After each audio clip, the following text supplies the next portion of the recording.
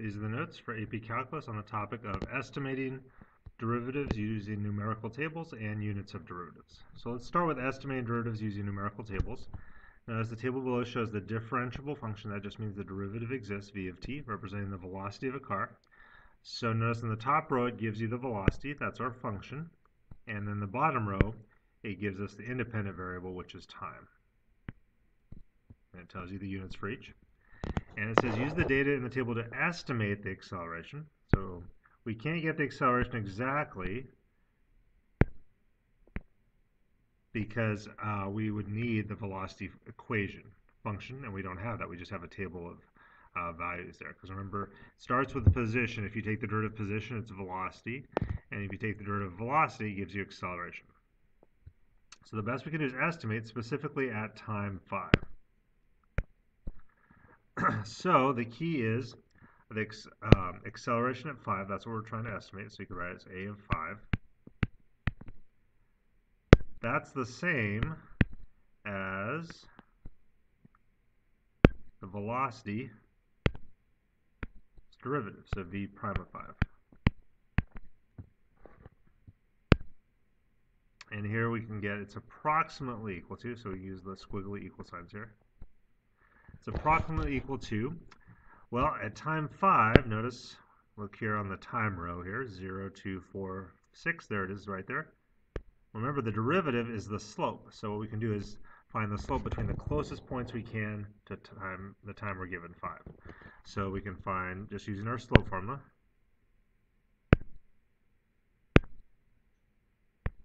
v of 6 minus v of 4 over 6 minus 4.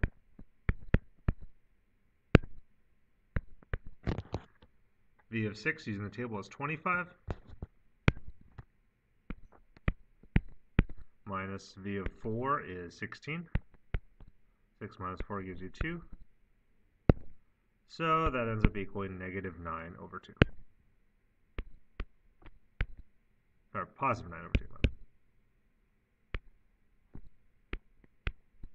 And then to get the units, you just have to look at the table. Velocity is in meters per second.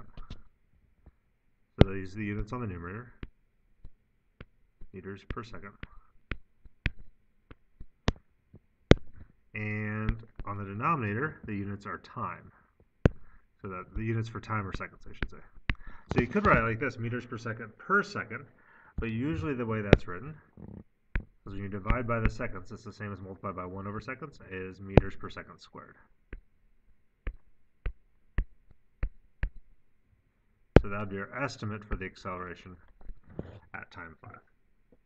Now let's look at the acceleration. Same thing, except we're trying to use the data in the table to estimate the acceleration at time 14. So for 14, unlike 5, it actually is on the table right here.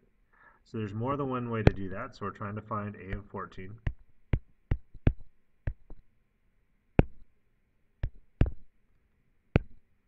The same as v prime of 14. But again, we can only estimate it.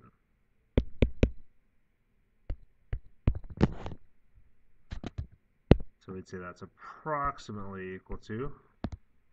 So with 14, we could do what we did here and use the points on either side of it. 16 and 12. That'd be one way to do it. So we'd have v of 16 minus v of 12 over 16 minus 12.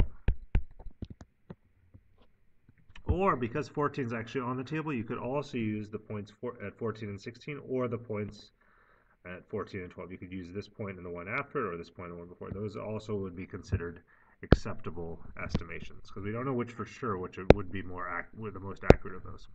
So v of 16, if you look at the table, is 14.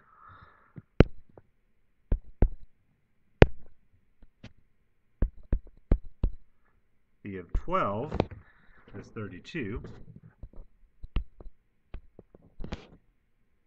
over 16 minus 12 is 4. So we get negative 18 over 4 reduces to negative 9 over 2.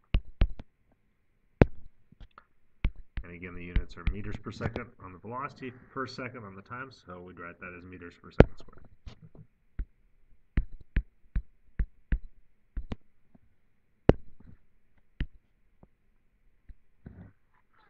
All right, let's take a look at another table just with some different units here. So this one says, the table below shows the differentiable function t of x, representing the temperature in degrees Celsius of a 25 centimeter wire that is heated on one end. So notice here on the previous one, the function was the top row, but on this one, the function is the bottom row. So look carefully where it is. It could be either place. And then the independent variable, the x, is actually on the top row here. That's right there. So it says use the data in the table to approximate the rate of change. Again, rate of change is just another word, rate or rate of change for the derivative.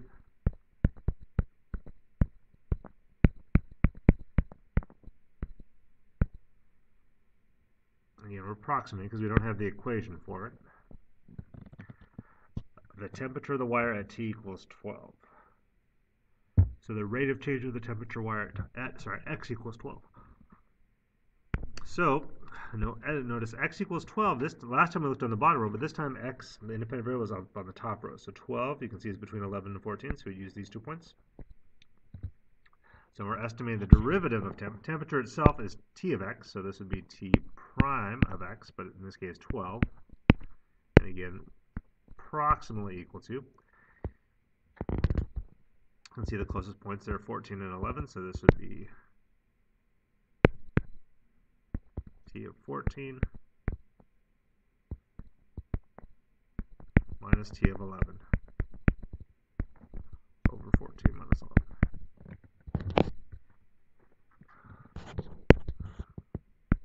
T of 14 is 29. T of 11 is 33. 14 minus 11.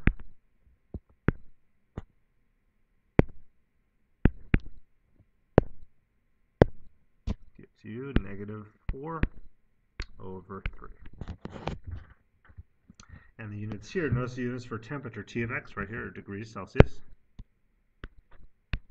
And the units for X are centimeters. So degrees Celsius per centimeter.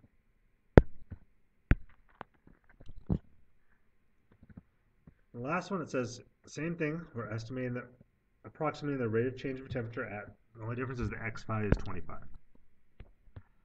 But notice X is 25 right here at the very end.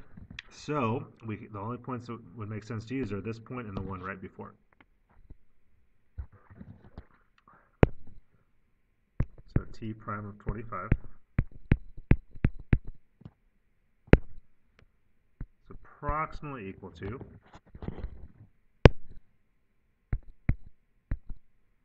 T of 25 minus T of 21 over 25 minus 20. T of 25 in the table, the temperature at X when X is 25 is 14. T of 21 is 17. 45 minus 21 is 4. So you get negative 3 over 4. And again, the units for temperature, degrees Celsius. Units for X, centimeters, degrees Celsius per centimeter.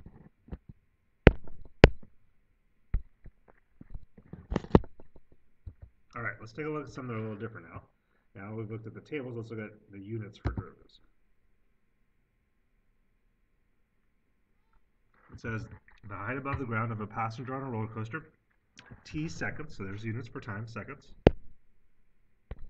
After the ride begins is modeled by the differentiable function h of t. And that says h is measured in meters. Find the value of h prime of 4 and indicate units of measure. And then explain the meaning of your answer in the context of the problem. So, before we take the derivative, I'm just going to rewrite this a little bit. H of t equals, we've got an 18 plus 16, and then this cubed here means the whole function is cubed. So sine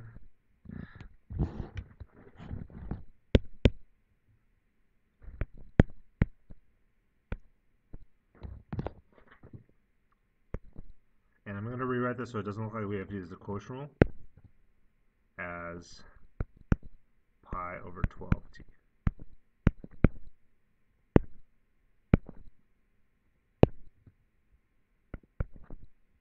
And then that's cubed. So now when we take the derivative, notice we've got two functions inside, so this is where you'd have to use the double chain rule.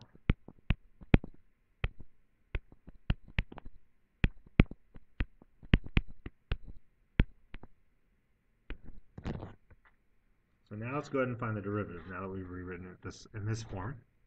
It'll be a little easier. So h prime of t. Well, the derivative of 18 constant by itself is 0. Then using the power rule first, the 3 times the 16 will give you 48.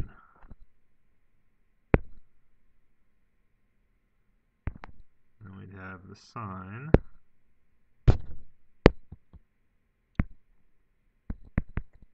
of pi t over 12 would not change where it is in our function inside.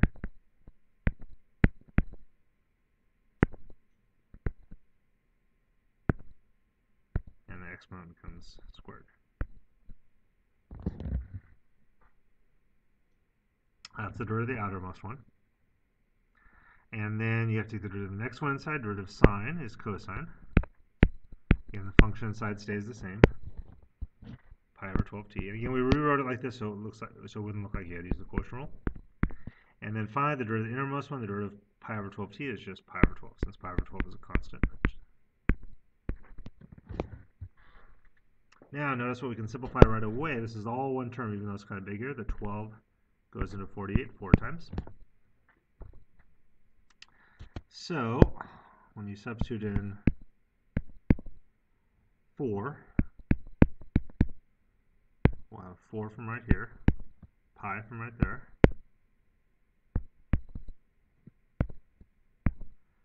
sine, and when you plug in 4 times pi over 12, 4 goes into 12 3 times, so that becomes the sine of pi over 3.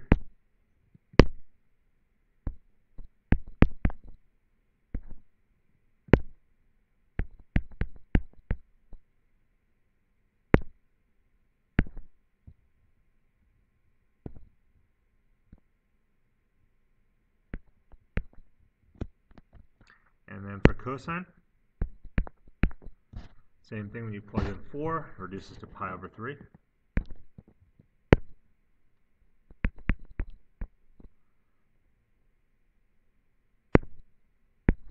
So let's draw this off to the side here.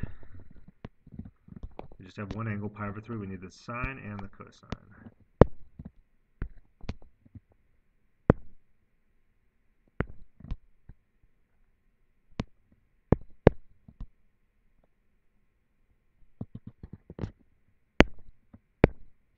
Pi over 3, the same as 60 degrees and degrees.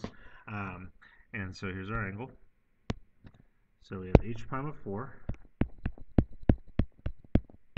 equals, we still have the 4 pi out in front.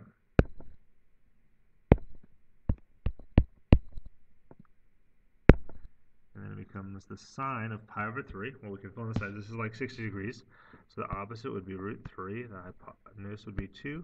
And the adjacent would be 1. So sine is opposite of hypotenuse. So this would be root 3 over 2 squared cosine. Oops, sorry. Cosine of pi over 3 is 1/2. So we've almost got it. Let's just keep simplifying this here. So notice 2 goes into 4 twice. So that 1/2 times the 4 gives you 2 pi. And if you square out the radical 3 over 2, radical 3 squared is just 3, over 2 squared is 4. And you can see that 6 pi over 4 reduces to 3 pi over 2. And to get the units,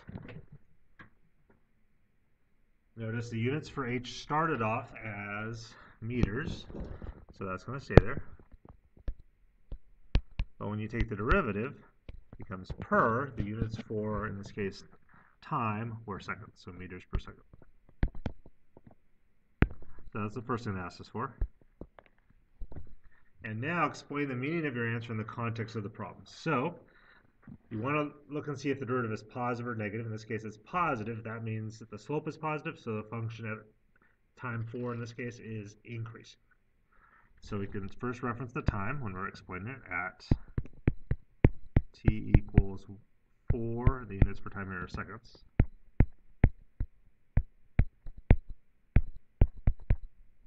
The height of the passenger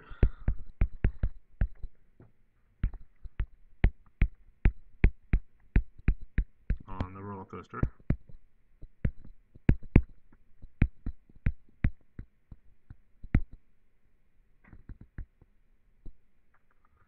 is increasing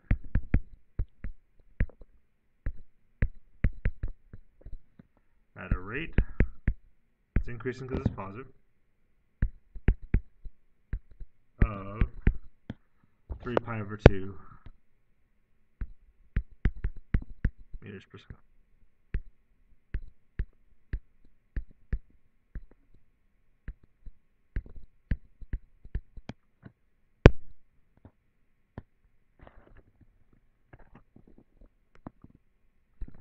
Okay, let's take a look at a few more.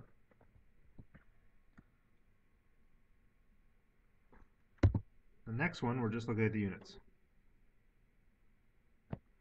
Notice it says the function t equals f of x models the time in hours. So f of x, our original function, is actually in hours in this case. For a sample of water to evaporate as a function of x, of the amount of water, where x is measured in ounces.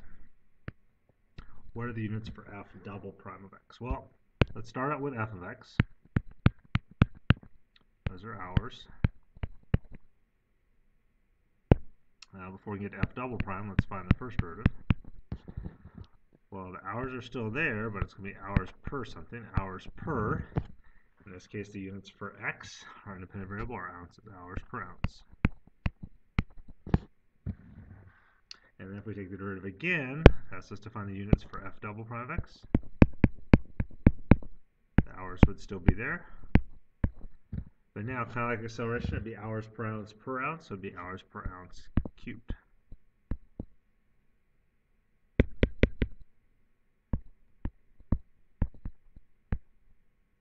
If you take the third derivative, which it doesn't ask you for, then it'd be hours per ounce cubed. Sorry, this one's squared, my bad. I was getting ahead of myself. This one's squared. If you take the third derivative, then it would be hours per ounce cubed. So that's all it's asking for in this one. All right. The next one says the number of mosquitoes in a park is modeled by this function, m of t, and m of t is measured in mosquitoes, and time is measured in days. So it says find the value of m prime of 1 and indicate units of measure. And again, then explain the meaning of your answer in the context of the problem. So I'm going to rewrite m of t just a little bit. Make our derivative a little easier. So we have 900 out in front.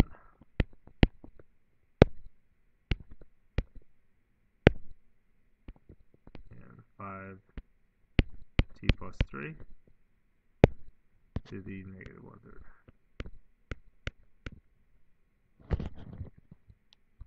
So now let's go ahead and find the derivative.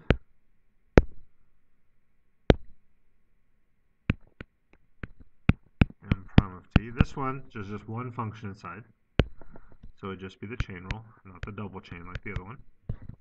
So negative 1/3 times 900 to negative 300. And then we still have 5t plus 3.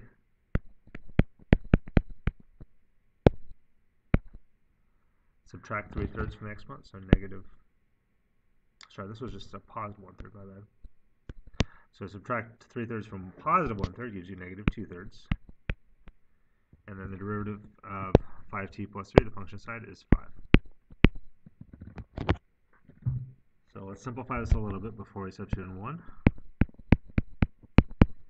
can multiply the 5 times into the negative 300, gives you negative 1500.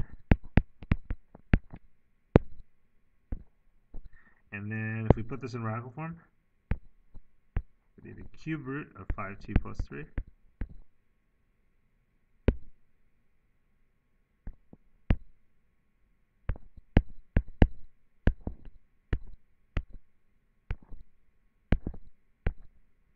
Squared. Now let's go ahead and substitute in the 1. Let's see what we get.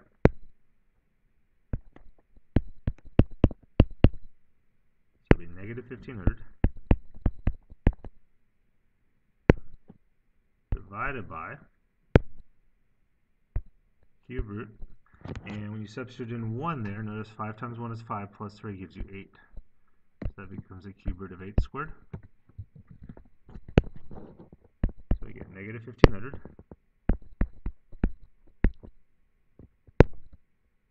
divided by cube root of 8 is 2 squared gives you 4. Whoops. And to reduce that, you can divide it. Oops, sorry, this was a positive 3. My bad. I was originally thinking it was a negative 1/3.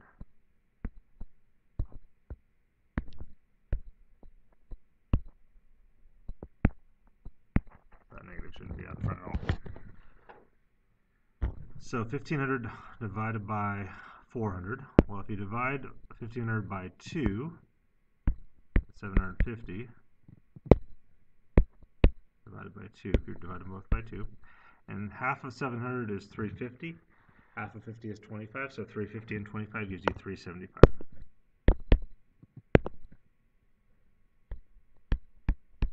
And the units, notice the units for M initially were mosquitoes, so that stays there.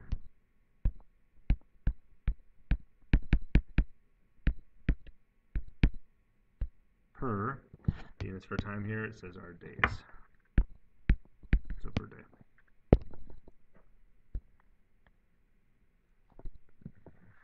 Alright, so we found the value of m prime 1, indicated units of measure.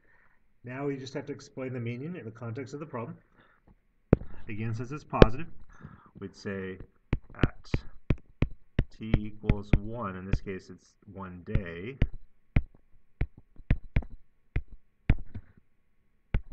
the number of mosquitoes, that's put in the context of the problem,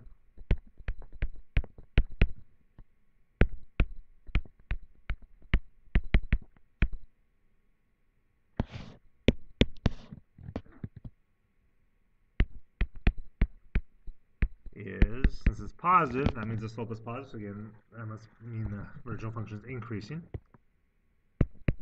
So it's negative and be decreasing. It's increasing at a rate of 375 mosquitoes per day.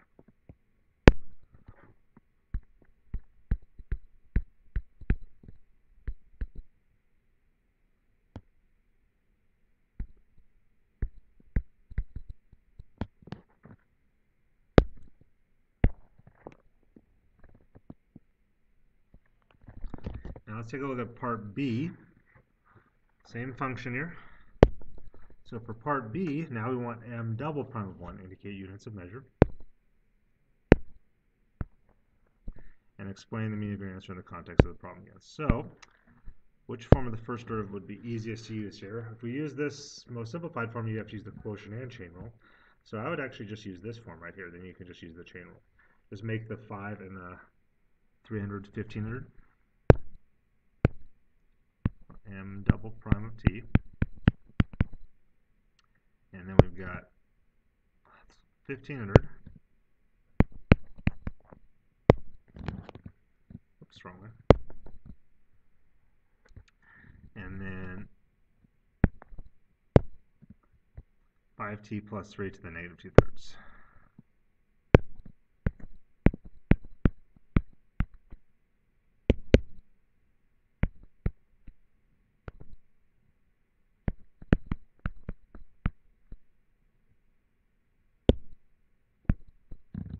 And then using the chain rule times 5, the function inside. So now you would substitute in 1.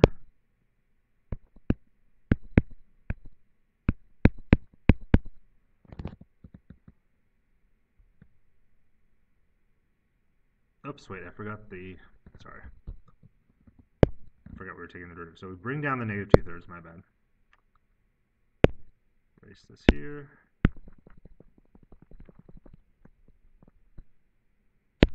So the negative 2/3 is right here. And now the exponent, subtract 1 from that gives you negative 5/3. So now, I'll reduce this. 3 goes into 1500, 500 times. 500 times negative 2 is negative 1,000 times 5 gives you negative 5,000. And now on the denominator, this is the negative 5/3, so this is going to be the cube root of 5t plus 3 to the 5th. Alright, whoops, that was still m prime of t, sorry about that. We'll plug in the 1 as our next step, m double prime of t. So now let's substitute in the 1,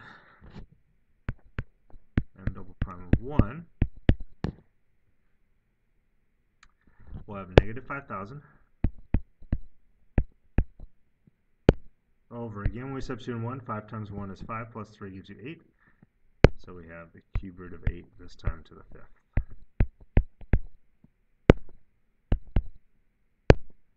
You get negative 5,000 divided by cube root of 8 again is 2 to the 5th gives you 32. And then we could reduce it, but I want to show you guys something you can use on the calculator here.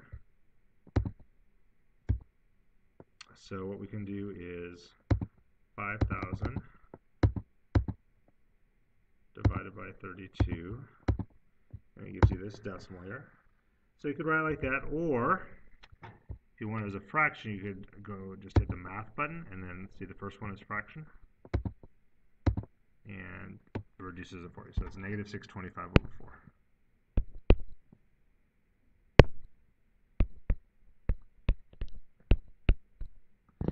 And again, to get the units, remember m prime was mosquitoes per day, so this would be mosquitoes per day, which we usually write as mosquitoes per day squared.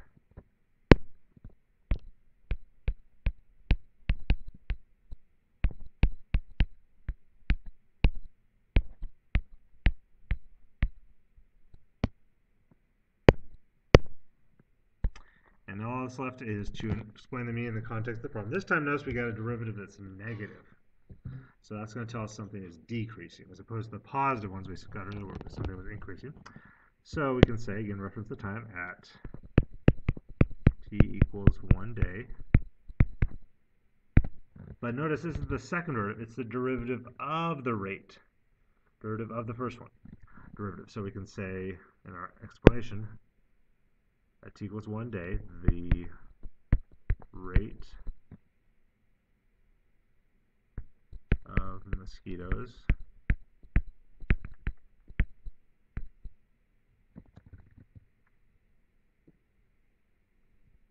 in the park is decreasing.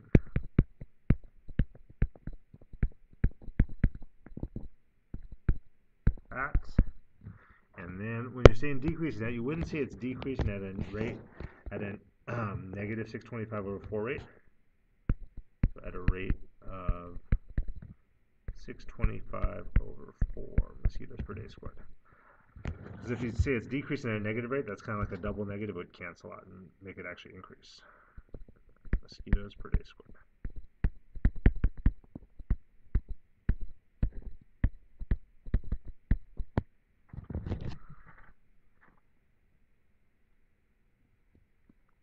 All right. The last one, let's use our calculators here.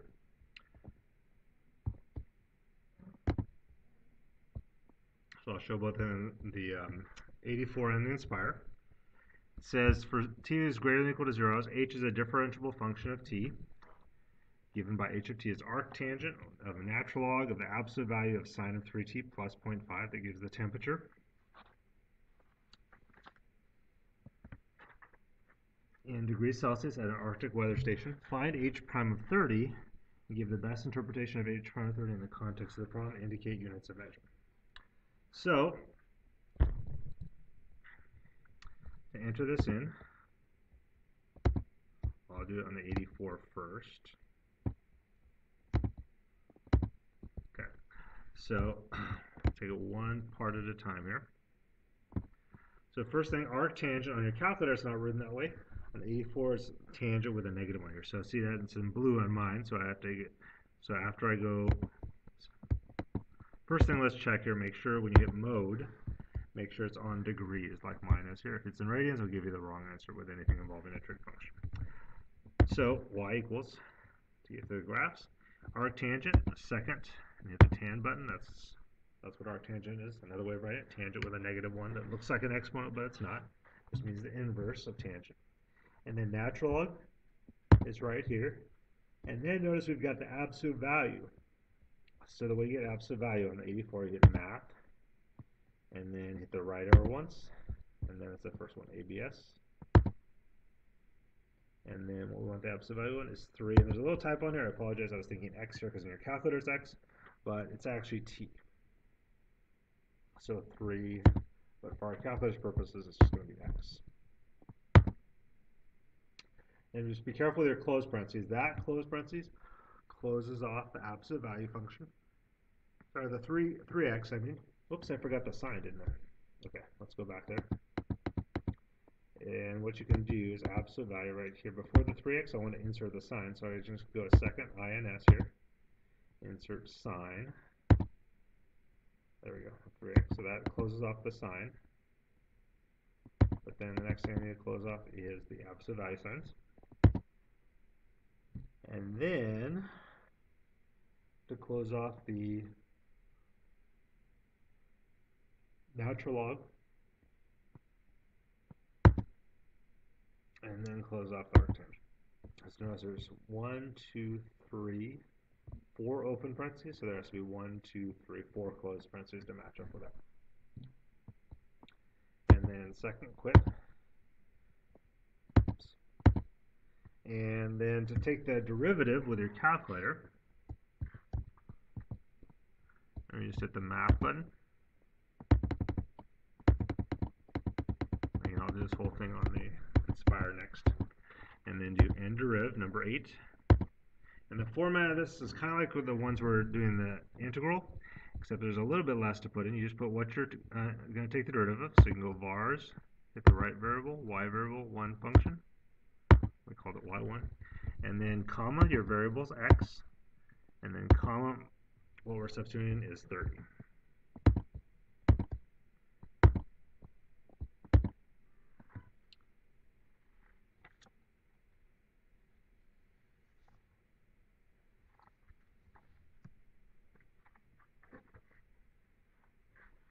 I'll try that again here. So here I got negative 1.484. I typed in right. Arctangent. Oh. Natural log absolute value of sine of 3x. Yep. Okay.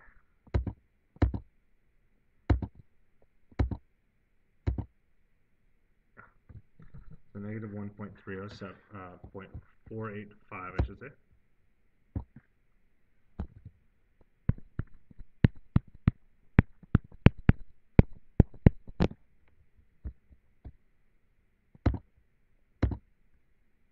If you round it to the thousandths place, remember whenever you use your calculator, be at least accurate to the thousandths place. And the units,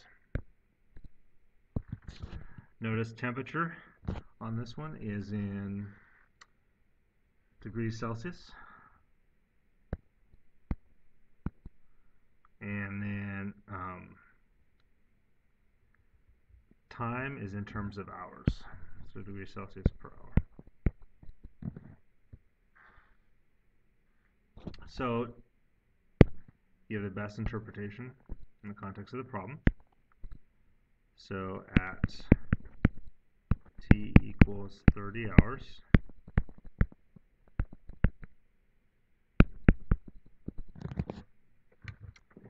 the temperature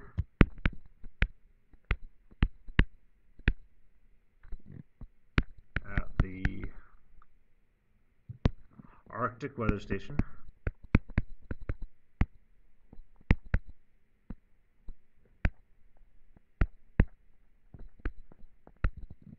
is decreasing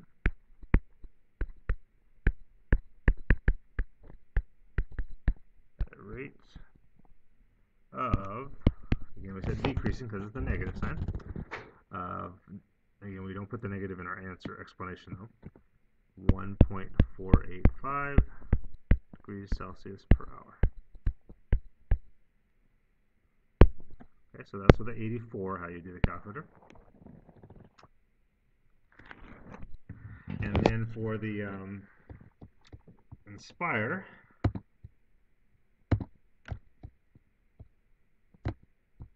here,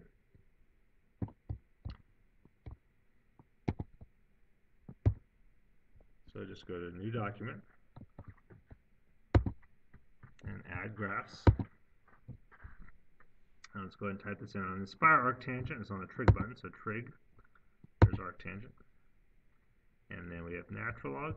You have to go to Control E the X button to get natural log on this calculator. Then we have absolute value signs. Just click on the button next to the 9, and they actually look like absolute value signs there. And then we've got sine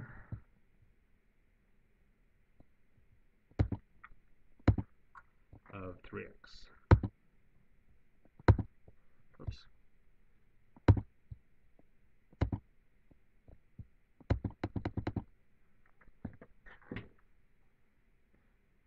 And then there's a 0.5 at the end, so plus 0.5. Okay. Then go Doc, Insert, Calculator, and the way you get the numerical derivative here. So again, on the button next to the, sorry, this one with the numerical derivative, actually hit the menu button and go to Calculus and Derivative at a point. The variable is x. The value we want to plug in here is 30. We want the first derivative. And then it gives you this d over dx, x equals 30. We just have to put what we're taking the derivative of is,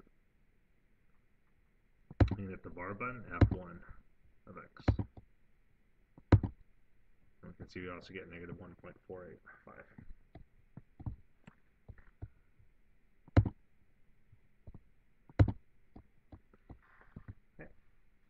And that concludes the notes for AP Calculus on the topics of estimating derivatives using numerical tables and units of derivatives.